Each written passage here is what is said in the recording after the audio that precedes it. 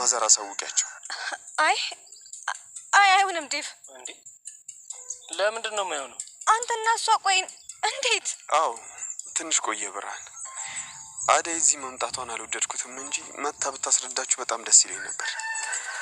አሁን ግን እኔ ልሂድ፣ እህትሽ በጣም ተናፍቀኛለች። ቻው ብርሃን። እና ብርሃንዬ ነቃ ደንገጥ ቆፍጠን በይ እሺ። እንመጣለን። የአመት ሰው ይበላል። ቻው በቃ ቻው። ደምድ ነው ጦይ። ይቅርታ ልጄ አስቸገርኩ ካረል። እንደው በሌላ ነገር ክሳለሁ። እሺ ግድ የለም ያው ትምህርት የለም ብላይ ነው እንጂ አለ።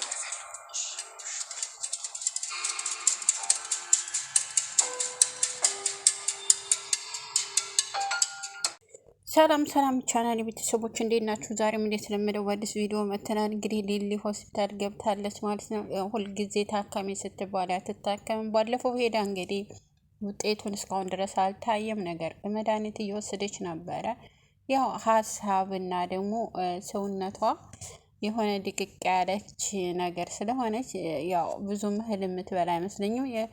እንግዲህ ምናልባት በኤላ ፍቅር የተጎዳችው ሊሆን ይችላል እና ደግሞ ይሄ በስሯ ነበረ፣ በዙሪያዋ ነበረ። ብዙ ነገር ተላምደዋል፣ ብዙ ነገር አይታብታለች እና ብዙ ነገርም አድርጎላታል። ቤቷንም እንዲመለስ ያደረጋት ምክንያት አንዱም እሱ ነው ማለት ነው፣ ባቡሬ።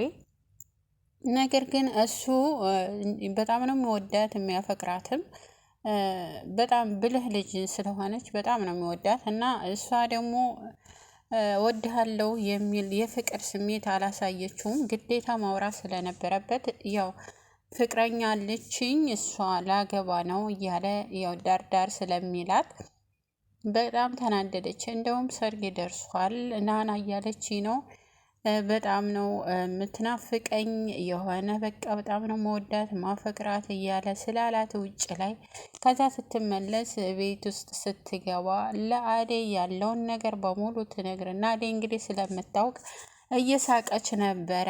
ምን ያስቅሻል እያለች እንዳንቺ ምን አስቀናሽ እኔ አልፈልገውም ብለሽኝ የለ ወይ ስትላት አይ በቃ እኔ እንደው መሆነውን አጣሁት እኔ እንጃ ምን እንደሆንኩኝ አላውቅም እያለች ነበረ ማለት ነው ሊሊ። በዛን የተነሳ ራሷን አሟት ወደቀች። የምትሆነውን አሳጣት አደይ።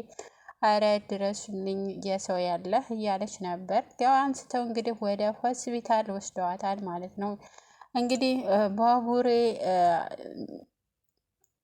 እኔ ሌላ ሴት አፈቅራለሁ ያልኩሽ ውሸቴን ነው፣ አንቺን ነው እማፈቅረው፣ ለዛ ነው አላፈቅረህም አልወድህም ስለምትይኝ እንዳይከፋሽ ብዬ ያው በሌላ ሴት ወዳታለሁ ፈቅራታለሁ ወይንም ደግሞ በጣም ነው እምወዳት እያልኩ ማወራሽ አንቺን ራስሽን ነው ብሎ ነው የሚነግራት። እንግዲህ እዛ ሆስፒታል ተኝታ በጣም እንግዲህ እናትየዋ አልወጣችም እስካሁን ድረስ።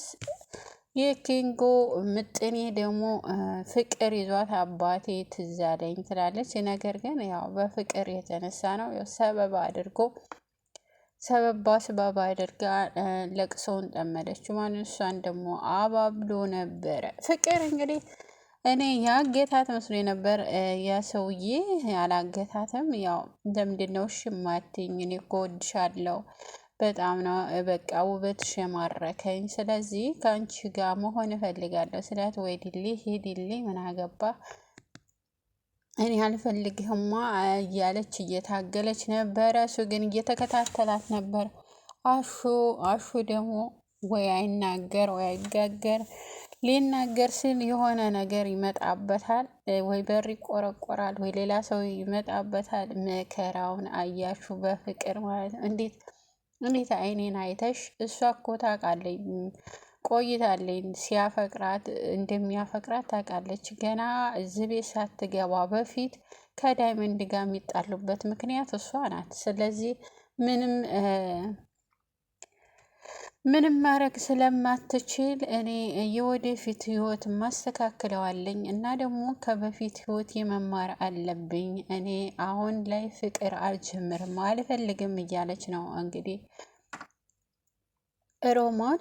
ሮማን ብዙ ነገሮች አይታለች። ያው በገጠር ብዙ አሰቃይተዋታል። ከዛ ደግሞ ስትመለስ እዚህ አሹና ዳይመንድ ይጣሉባት ነበረ። አሹ እኔ ነኝ አንተ ነህ እኔ ነኝ እኔ ከልጅነት ጀምሬ ነው ሲባባሉ ነበረ። ነገር ግን እሷ ወደ ዳይመንድ ደላ ታረጋለች። አሹን እንኳ ያው ስላመጣት ምን ለእሷ ብዙ ነገር እናቱን ትቶ ብዙ ነገር ስለሆነ እንጂ ወደ አሹ ወደ ዳይመንድ ታደላለች ማለት ነው። እንግዲህ እሷ እኔ አሁን ፍቅር የሚባል አልፈልግም፣ የወደፊት ህይወቴን ማስተጋገር አለብኝ፣ ከበፊት ህይወቴ ደግሞ መማር አለብኝ፣ ስለዚህ ፍቅር አልፈልግም እንዳይነግረኝ እያለች ነበረ። አንድ ቀን እንግዲህ ይህንን እየተናገረች ነበር። እሱ ግን ምንም ወይ ደፍሮ ለመናገር ያው ትርቀኛለች የሚል ሀሳብ ስላደረበት እስካሁን ድረስ ምንም አላላትም። እንዴት አይኔን አይተሽ መረዳት አተሽ እጇን ወስዶ ልቡ ላይ ያደርጋል። እሷ ምንም አልረዳም ማለች ማለት ነው። እንግዲህ ልብ አውቆ አፍዝም አለ ነው የሚባለው፣ እንደዛ ማለት ነው። እና እሷ ምንም አላለችውም ማለት ነው። እንግዲህ ዴቭ ወንድ አልጫ ዴቭ እዛ ድረስ ሄዶ ገጠር ድረስ ሄዶ ምንም ሳይናገር መመለሱ በጣም አናዶኛል ማለት ነው። እንግዲህ ለብርሃን ለእናትሻ አዴና እኔ ልንጋባ ነው እንድነግሪያቸው ይህን ልናገር ነበር የመጣሁት፣ ፈርቼ ልመለስ ነው። አዴ እንግዲህ ካልተመለስክ ብላ ተቆጥታለኝ። ምን እንደተፈጠረ አላውቅም፣ ምን እንደሆነችም አላውቅም። ስለዚህ ግዴታ ወደ እዛ መመለስ አለብኝ ብሎ ሲነግራት አንተና ዴ ልትጋቡ? አዎ አንተና ዴ? አዎ ለምንድን ነው ያልነገረችኝ እስከ ዛሬ ብላ በጣም የተቀየመችው ማለት ነው። እንግዲህ መቀየምም ይገባታል፣ መናገር ነበረባት። አዴ እስከ ዛሬ ድረስ እኔ እኮ ዴቭን ወደዋለሁ ወይም ደግሞ ዴቭ ያፈቅረኛል ብላ መናገር ነበረባት።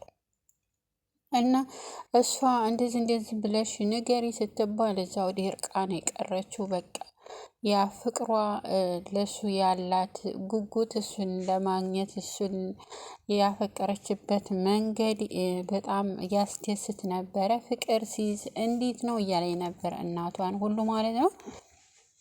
እንግዲህ ምንም ክውን ያለችው ማለት ነው። እዛው ላይ ደርቃ ቀረች እንደቆመች። እነሱም ተነስተው ሄዱ። ምንም አልገባቸውም። ያው አዴ ነገሩን ስለምታውቀው ና ተመለስና እኔ ሄጄ ወይም አስተካክላለሁ፣ ስለዚህ አንተ ተመልሰህ ና፣ ስለዚህ እዛ መቆየት የለብህም ስትለው ምን ተፈጠረ? ምን ሆንሽ? ምንድነው ችግሩ ሲላት ምንም ችግር የለብኝ፣ ስለዚህ ተመልሰህ መምጣት አለብህ ብላ ስትለው ተመልሶ መጡ ማለት ነው። እንግዲህ ዳይመንድ እና ዴቭ ማለት ነው። አባትዮ ዳይመንድ ካክቦት ነበረ። የፈረንጅ ነው፣ አንድ ወገኑ የኢትዮጵያ ነው፣ አንድ ወገኑ ደግሞ የፈረንጅ ነው። ብር ያለው ነው፣ ሀብት ያለው ነው። ስለዚህ አዴ እንድታገባ አንተ ደውለህ መናገር አለብህ ታግባ ብሎ ስለነበረ ያው ንብረት ብር ስለሚወድ ንብረት ስለሚወድ እንዴ ይሄንንማ ለምንድን ነው እምቢ የምትለው? እኔ ደውዬ እነግራታለሁ አንጣ ስልክ እያለው ነበረ። ስልክ አጋጣሚ ሳይኖር ቀረና ሳይነግረው ቀረ። መጥቶ ደግሞ ለእናትየዋ ያው ሰውየው እንዳያችሁት እንግዲህ መጥቶ ባል ሲመጣላት እምቢዳቲ ታግባ ቆማ ሊቀር ነው ወይ ብሎ ብቻ ይችን ብቻ ነግሮ ሄደ ማለት ነው ሰውየው።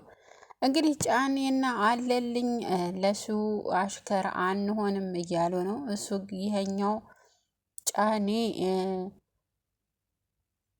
ምንም አላለም። ያው ሆዱን ቢበላውም እሺ ብሏል። ነገር ግን አለልኝ እሱ አሽከር አይደለውም፣ ተንግዲህ ወዲያ ያመጣውን ይምጣ፣ የመጣው ይምጣ፣ ያመጣውን ያምጣ፣ ስለዚህ እኔ ሁለተኛ ለሱ አሽከር አልሆንም እያለ ነው ማለት ነው። በጣም አሁን ተመልሷል። ይሄን ያለበት ምክንያት ደግሞ ዳይመንድ ነው።